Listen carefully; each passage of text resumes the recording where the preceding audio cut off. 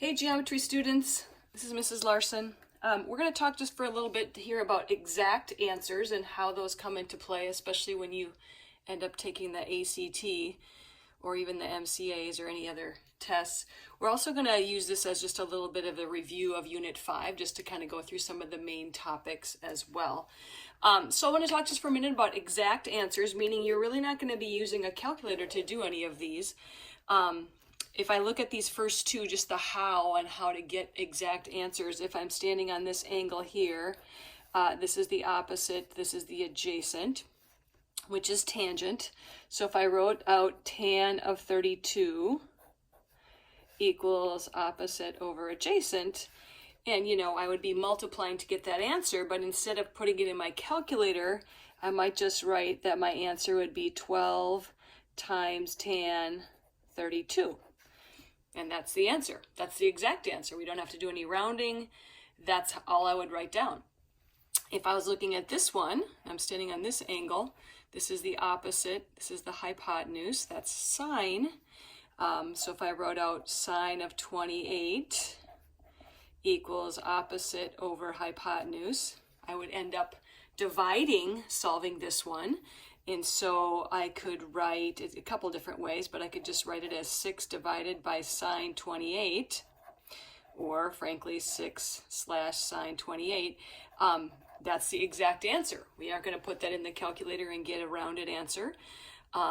That's how you do an exact answer, which is kind of nice if you don't have a calculator handy. Unfortunately, for our homework on Canvas, we do need you to put it in calculators and get the answers. However, why would we ever do exact answers? And one of the reasons is because a lot of standardized tests assume you don't have a calculator, and they ask you to put your answers as exact. So I want you to at least see a couple. So what I've done is I've pulled some ACT actual questions.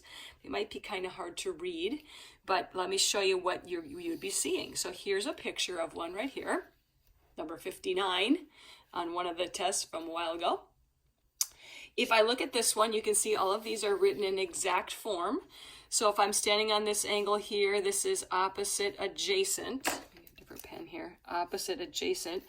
And that's tan. And so the setup, if I was going to set this one up, would be tan 34 equals 50 over x. So that's going to be a divide. And so it's going to be tan. And you can see there's two of them that have tan. The one that has divide would be answer D. You can see how one of the things about the ACT is it's a timed test, so the faster you can do things, the better. So without having to plug that into my calculator, I've just saved some time, and that's the exact answer. Here's another one. Again, I just kind of cut and paste these because my printer wasn't working great at home, and so apologize for the copy, the kind of the messiness of this. But again, I can read the paragraph, but if I look at this picture, what I'm supposed to find is this, the boat to the dock. And so again, standing here, this is opposite adjacent again, so it's another tan. Tan of 52 equals x over 30. So this one's going to be a multiply, so I'm looking at 30 times tan 52, which is this first answer right there. The other ones are not correct. So again, you can go pretty quickly, and another reason why you need to know how to get exact. I think I have one more for you on the next page here. Yeah, and this one's hard to read. Actually, I have two more, I think. I have two word problems. This one, the picture's super light. It's hard to read, but if I'm looking at this quick question here, I'm trying to figure out that one. Wow, we got a lot of tans as examples. Standing here, this is opposite adjacent again, so tan 57 equals 1.3 over x. That's going to be a divide this time. 1.3 divided by, when I crisscross that, 1.3 divided by tan 57, which hopefully there's an answer over there for that. Yep. Letter C. And I think I have one more word problem for you. This one, there's no picture drawn, so maybe we can draw a quick picture. We have a pool, there's a ladder, angle of 75 relative to the ground, so there's 75 degrees. Which the following involving tangent again involves the distance in feet that the bottom of the ladder should be placed away from the edge of the pool. So Oh, I think I cut this off, but this is supposed to be 6. Yeah, I cut that off. This is x. So then I have tan 75 equals 6 over x. And so again, x, there we go.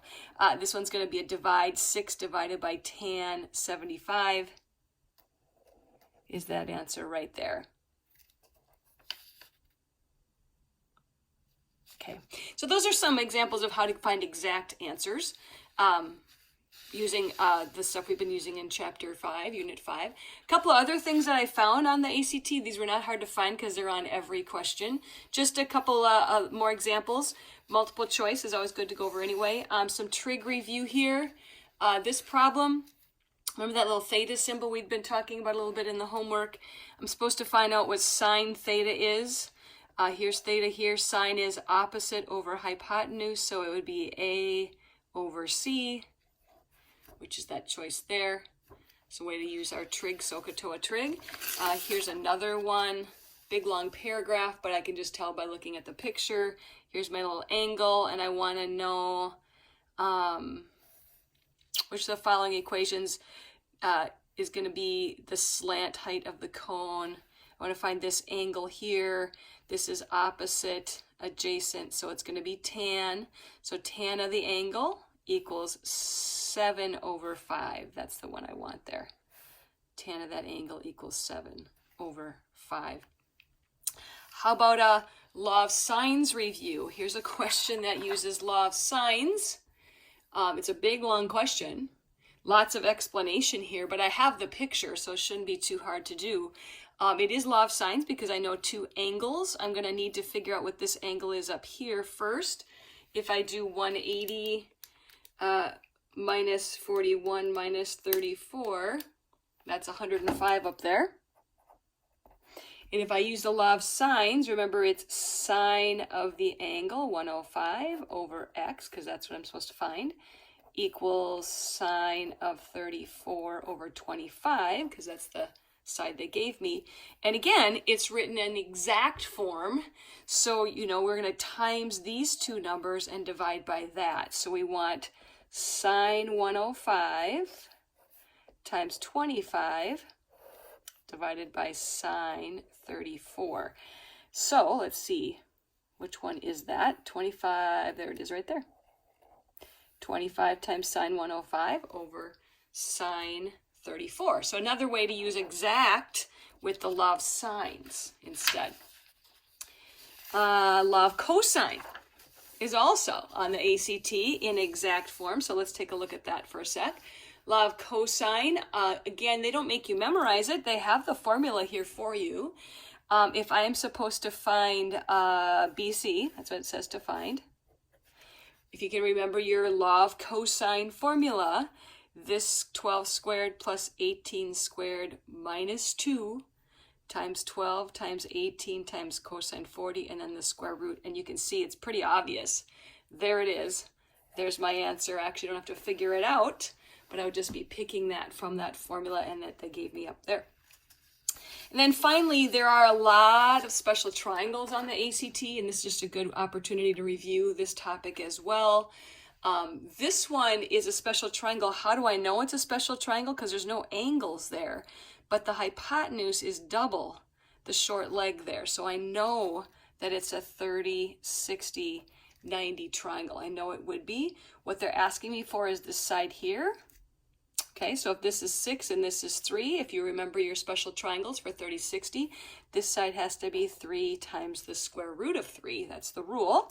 And so choice B there for the 30, 60 rule.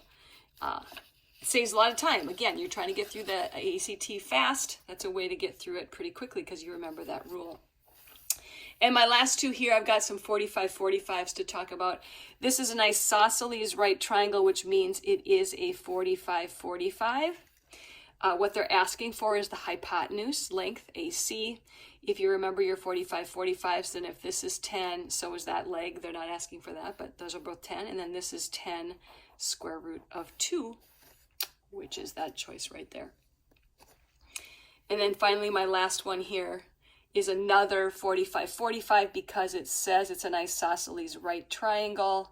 So those are 45, 45. They're telling me that the hypotenuse is 8 square root of 2. This time they're asking for the perimeter of the whole triangle. Maybe we haven't done anything like this, but these both have to be 8 because of the rule for special triangles. And then if I was going to find the perimeter, I would add up all the sides.